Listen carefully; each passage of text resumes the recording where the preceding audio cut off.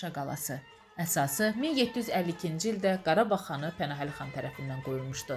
Qala Pənahəli xanın şərəfinə Pənahabad qalası, sonrakı dövrdə sadəcə qala adlandırılmışdı. Bir müddət sonra isə xalq qalanı Şuşa qalası adlandırılmışdı. Şair və Qarabağ xanın vəziri Molla Pənah Vaqif Şuşa qalasının inşası işlərinə nəzarət və rəhbərlik etmişdi. Qalanın 3 əsas qapısı mövcud olmuşdu. Gəncə, İrəvan və Ağoğlan qapıları. Günümüzə qədər isə Gəncə və Ağoğlan qapıları gəlib çatmışdı. Hər üç qapının adı tarixi mənbələrdə tez-tez xatırlanır. Gəncə qapısı Pənahəli xanın hakimiyyəti dövründə inşa edilmiş, artıq 18-ci əsrdən etibarən Gəncə qapısı və ya Çiləbörd qapısı adlandırılmışdı. Ağoğlan qapısı, Muxtar qapısı və ya Şuşakənd qapısı da adlandırılmışdı. Şuşa qalasının şərq tərəfində yerləşir və şəhərin aşağı hissəsinə girişi təmin edirdi.